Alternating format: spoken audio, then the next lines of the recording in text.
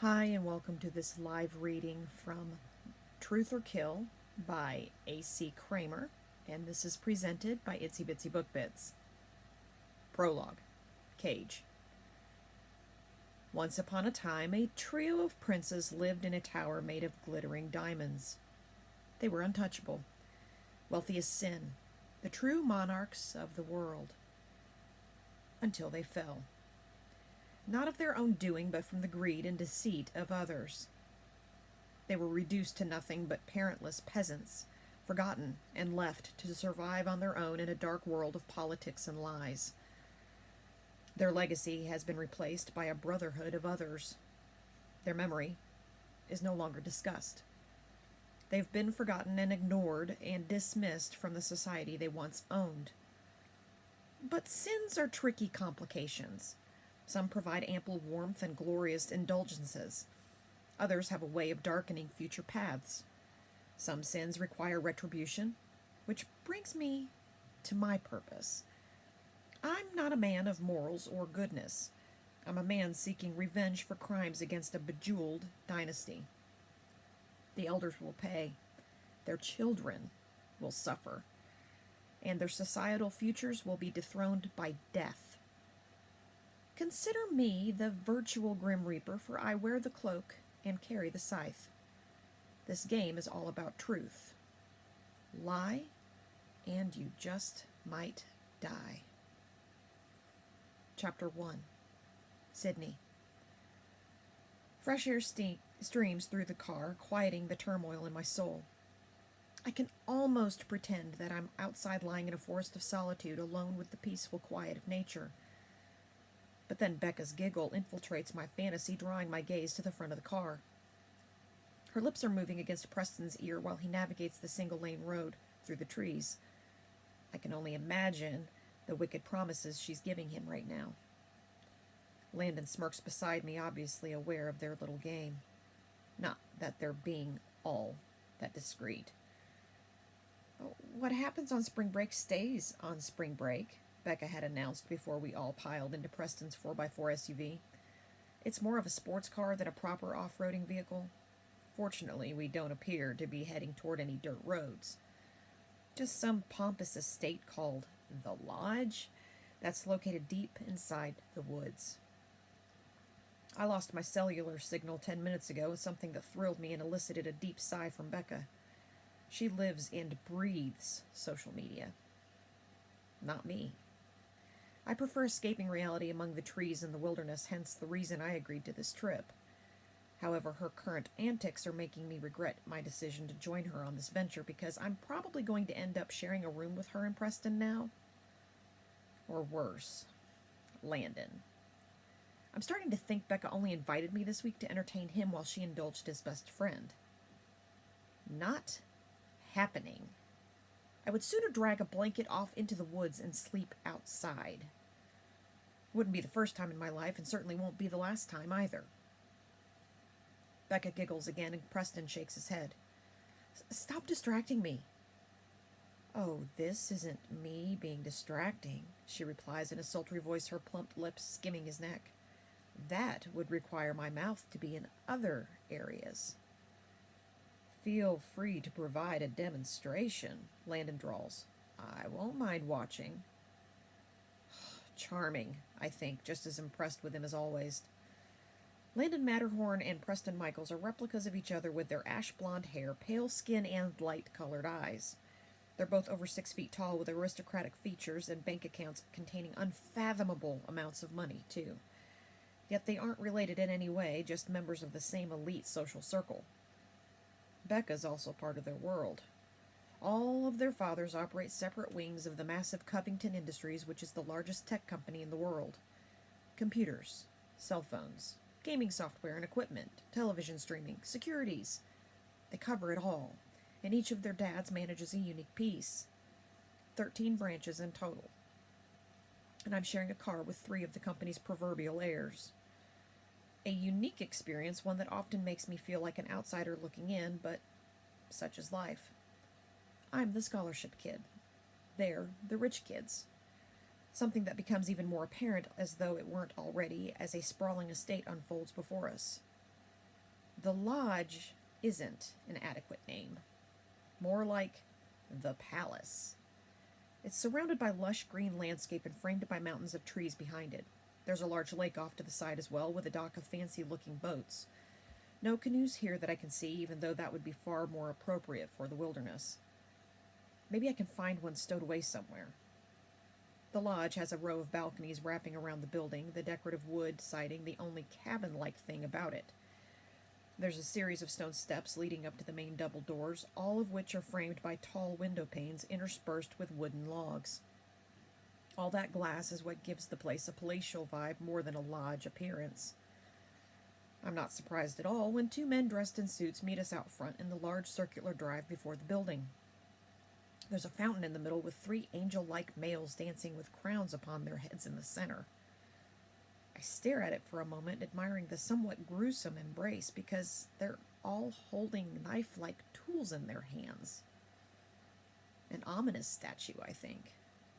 Not that anyone else is paying attention. They're too busy dictating to the two valets. Bags are in the trunk, Preston says. Park this in the garage, not outside. I'm not dealing with leaves and shit on my car. Of course, sir, the younger of the two men replies. This one appears to be our age. The other is maybe mid-20s. Both with dark hair and matching eyes. Definitely my type more than the twin Ken dolls. Not that I'm here for that. I'm here to escape for a few days. Breathe some fresh air and just relax. There are only 6 more weeks of classes, then I'm done with Anton University. If only I knew what to do after graduation. I have a few options I'll be considering this week, while enjoying the scenery and calming my mind. Hopefully I'll have a better direction by the end. Ready, babe? Landon asks as he wraps his arm around my shoulders. I frown. Yeah. I take a step forward, trying to dislodge him from my side, but he moves with me and guides me right past the 2 suit-clad males. One of them smirks as though amused. Well, that makes one of us, I think sourly. Fucking Becca. I should have known that she had ulterior motives for this last-minute invite. Oh, hey, do you have spring break plans? She asked me yesterday after we ran into each other on campus. Because if not, I'm going with some friends up to this cabin in the woods. My suite has an extra bedroom if you want to come. We aren't exactly friends so much as teammates. Well, former teammates, since we just finished our final season together in November. We met freshman year, and her straightforward approach to life appealed to me. She lives with her sorority sisters in a mansion on campus, while I live in the resident apartments reserved for upperclassmen. 2 very different worlds. And yet here I stand in the center of hers. Fascinating how that works. Landon's arm feels heavy on my shoulder as we enter the reception area, his touch a little too familiar for my taste. The moment Becca enters behind us, I spin away from him to face her.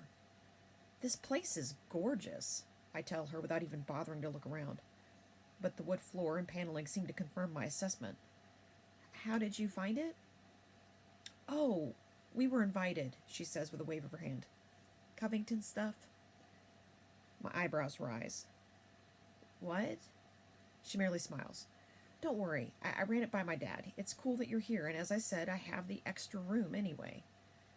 Yep, you're one of us for the week, Landon says, sliding his arm around my waist, this time instead of across my shoulders. And I have some extra space in my bed if you... You're here!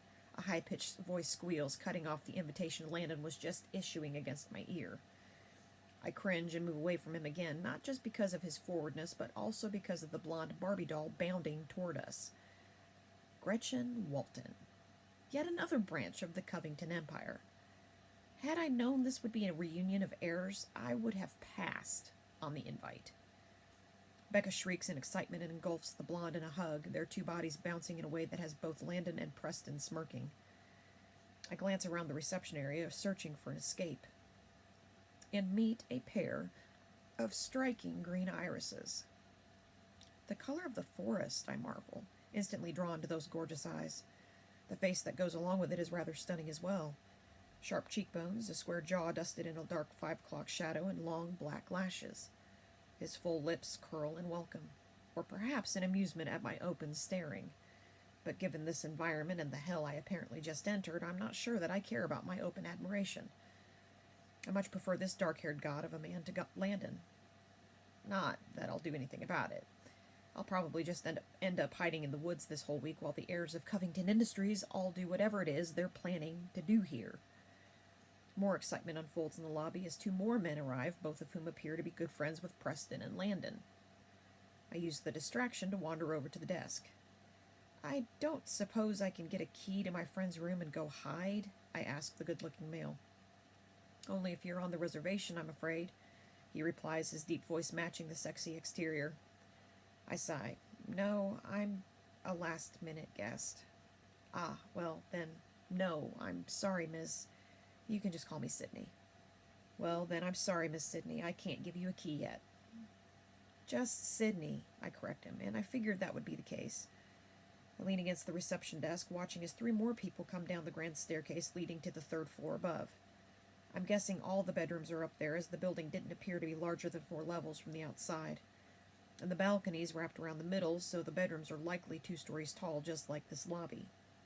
Opulent. Expensive. And definitely not the camping experience I anticipated. Do you have any canoes? I wonder aloud, glancing back at the handsome receptionist. Canoes, he echoes. Yes, you know, longboats that you use paddles to operate? I know what a canoe is, Sydney. Okay, I say slowly, torn between liking the way he said my name and irritated by the condescension in his tone. Do you have one here that I can borrow? Trying to escape already? He asks, his tone shifting from patronizing to amusing in a flash. I frown. I saw the pond outside and thought it might be fun to explore.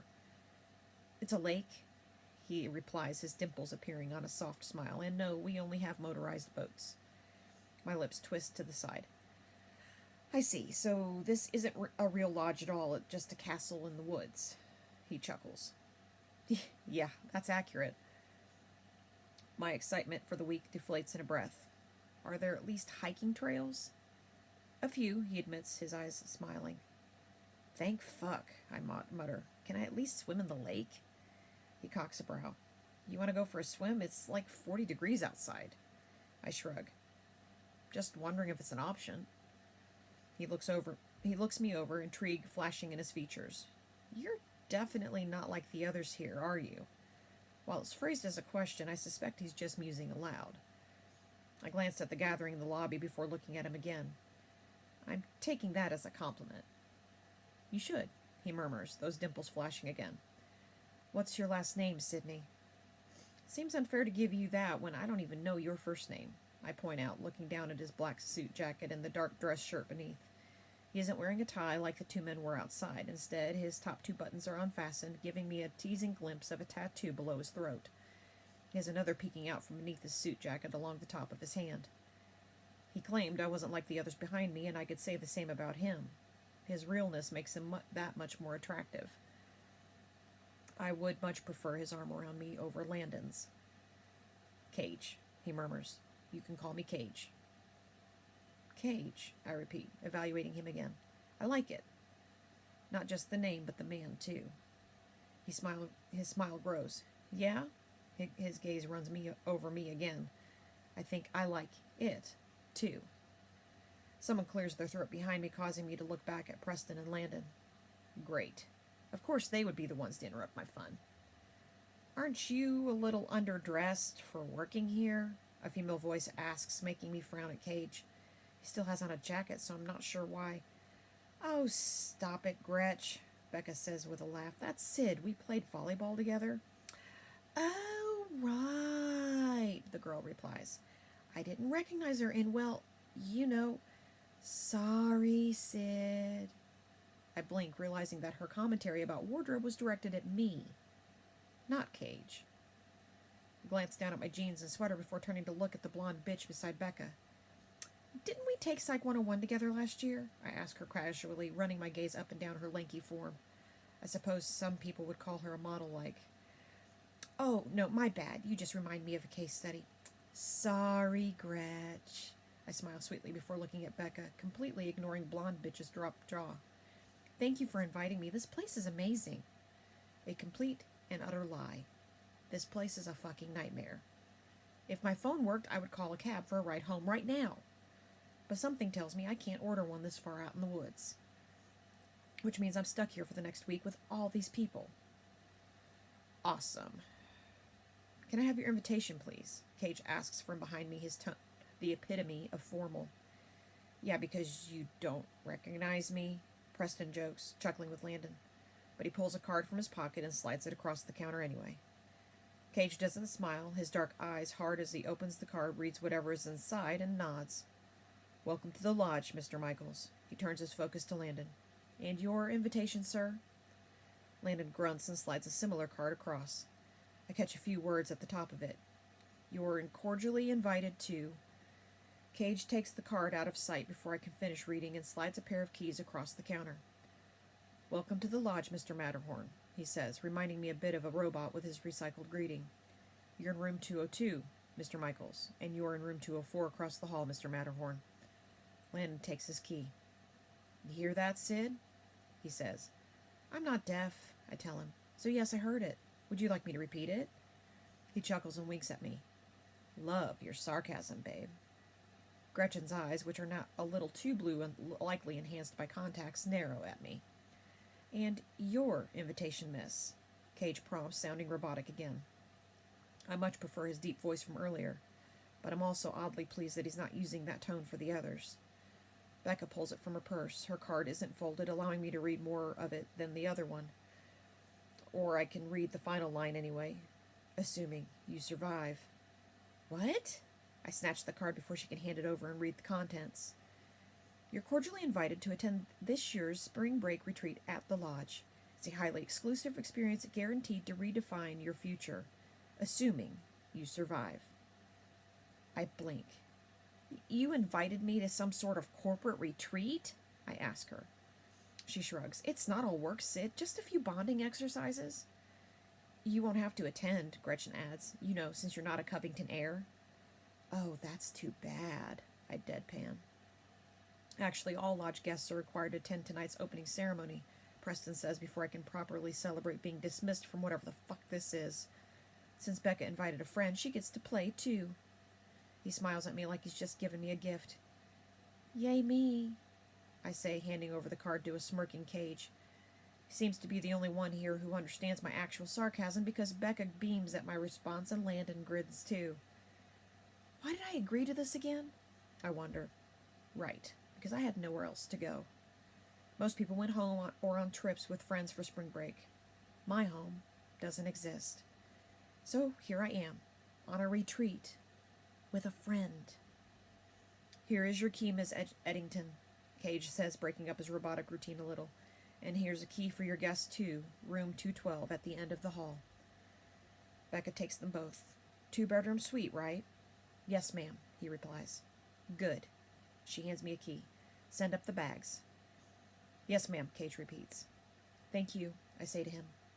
He smiles, but it's not like his smile from before. Enjoy your stay, miss. Ouch, I think. That's a clear dismissal. Not that I can blame him. He's working, after all, and I'm just a guest. Sighing, I follow the others up the stairs towards the spacious corridor that leads to all the rooms. I was right. They're all 2-story interiors, as evidenced by the wide-open space and glittering glass skylights over my head. Becca leads the way to our suite after Landon and Preston disappear into their own rooms. The others all stayed downstairs. She uses her key to open the door and reveals a sprawling living area framed by 2 floors of windows and a balcony. A kitchen area sits off to one side, along with a dining table with 12 chairs and a hallway that I imagine leads to the bedrooms. Only there's another hallway on the opposite side. Maybe there's a study in here, too? Perfect, Becca says, her side telling me she approves. And hey, I'm sorry I didn't tell you about the retreat part, but seriously, it's only a minor thing. We're here to have fun and chill. The bonding exercises are just some weird tradition our parents want to create. She rolls her eyes. I'm sure tonight will be formal, then it'll be a party from there. I nod. I'll just go live on the balcony for a week. I point to the area in question. So don't worry about me, I'll be fine. Oh, I think Landon may try to coax you into venturing over to his own balcony, she waggles her brows. And his bed. I snort at that. I'm not interested. Sid, he's Landon Matterhorn? Everyone is interested. I shrug. Not me. He's going to take that as a challenge. It's one he'll lose, I promise her. We'll see, she returns, her gray-blue eyes sparkling. I don't bother commenting because we wouldn't be seeing anything. I wander over to the windows to take in the scenery of the mountains outside. I've always loved northern Maine, and this view doesn't disappoint. It certainly isn't camping, but it's not a bad way to experience nature either. All right, this isn't that bad, I decide, stepping through the glass doors and inhaling the sweet air. Not bad at all.